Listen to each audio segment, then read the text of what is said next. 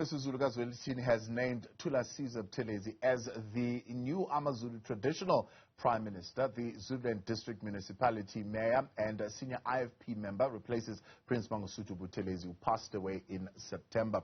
Political analyst Zakhele Ndlovu joins us now for some analysis. Zakhele, good to have you. Thank you very much for your time. The timing, the place for this announcement, and I suppose the individual itself being analyzed quite intensely in terms of the choice that the King, His Majesty, has made. First, let's talk about the dignity of the process and where this announcement would have been made. Would it create some kind of tension? Okay, thanks for having me on your show. The timing is quite interesting. I think that the King was under pressure to appoint the traditional Prime Minister after the passing of Prince Buthelezi. So I think that if you look at the person that he has appointed, it's interesting that he's appointed someone who's actively involved in politics. We know that Mr. Thulasizwe Buthelezi is a prominent leader in the IFP, and he's also the mayor of the Zululand District Municipality. So, and I also think that it's interesting that he has appointed a Buthelezi, even though he's not that related to Prince Mangosuthu Buthelezi. So if you add all of these things together, I think that the King made a decision that he feels that it's in the best interest of the Zulu people, and also I think he appointed someone that he thinks that he can get along well with, and also someone that he thinks will add value. Yeah. There are some who are looking at this particular appointment. One, you've also mentioned that it seems to have been done under pressure, but they're looking at it as an appointment or a decision that has been made without royal council. So outside of the royal council, saying the King seemingly quite perfectly isolated from the rest of the Zulu royal family. Would you align yourself with that statement? Well, I mean, I think it's quite possible if you take into account that the Zulu royal family is not very much united. They have not shown that they are a family that is working together. That's why you have the court case in the first place. So I think that the royal family needs to take the nation into confidence and show that they are working together as a family. So these rumors and allegations, there could be some merit to them. Why is this bringing such a huge discomfort? We've seen a number of parties, of course, going to His Majesty. The EFF was there. They presented their gifts. We've seen the ANC's premier. She was there alongside with the ANC leadership. They presented their gifts. We've seen the IFP. They've been there. Has the King, by this decision, picked a side? No, look, it's quite interesting. I think this was a highly coveted position.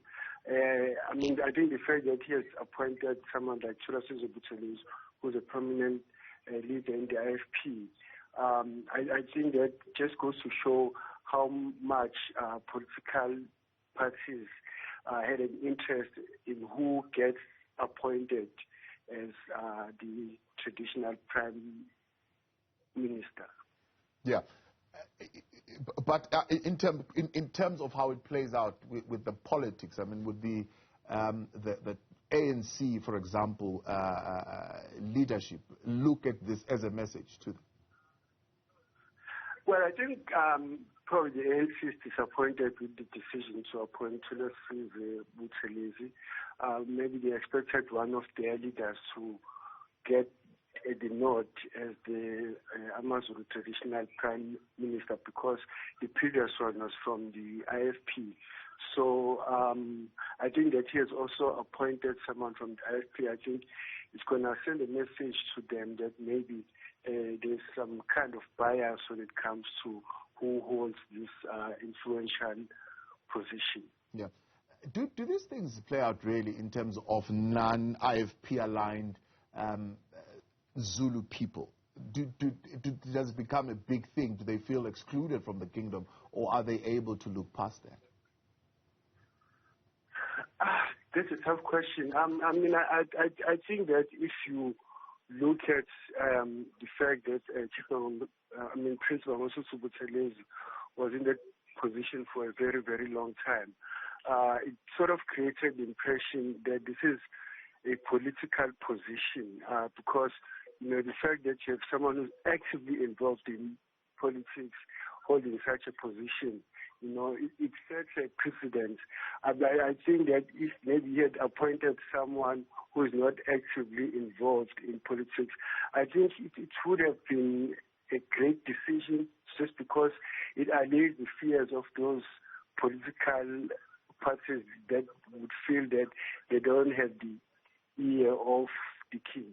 Yeah. The former Prime Minister, Prince Mangosuthu Buthelezi, may so rest in peace, did he manage to traverse that particular platform to a point where he held the position on the basis of Zuluness, for lack of a better word, more than on the basis of being an IFP, and therefore to make all those who are part of the nation to feel welcome and feel like they are part of the royal family? Yeah, I mean, I think if you look at Prince Buthelezi, if you saw at his funeral how much the Zulu people loved and respected him. So I think that the role that he played throughout is seen by many Zulus as someone who had the best interest of the Zulu people. But I think prior to the arrival of democracy in 1994, it was very, very partisan. Prince Buthelezi was perceived as using the position to advantage the IFP. But I think after 1994, he came across as more neutral, as not trying to use the position to benefit his party or to woo more Zulus to his party, or using that position to advantage the IFP at the expense of other political parties. Yeah. Here's the other angle that is being brought up now. Of course, the king is currently involved in an appeal in the court that pretty much relies on President Cyril Ramaphosa's successful appeal of the process at the Bloemfontein High Court. Isolating or alienating the ANC from the royal family, would that be a good tactic? Yeah, good question. Perceptions are very important in politics.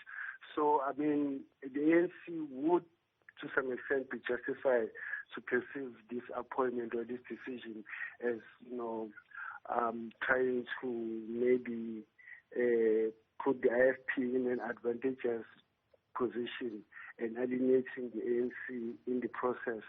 But I think that President Ramaphosa, would look beyond this appointment and continue to support the king in the courts. Right.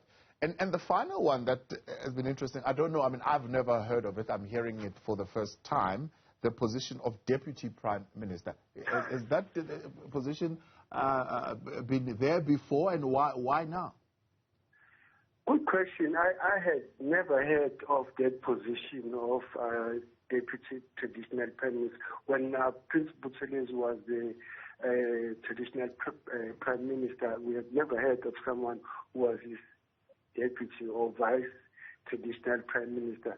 I suspect that maybe at this point, maybe the king feels that because the Prime Minister or the Traditional Prime Minister probably is busy since he holds the position of being mayor of the Zululand District Municipality and also being a leader in the FP, maybe he's going to need some assistance. So they created this position now. But, to be quite honest with you, I had never heard of the position of Deputy Traditional Prime Minister. Kajane, we appreciate your time. Thanks so much for coming on. Political analyst there in UKZN.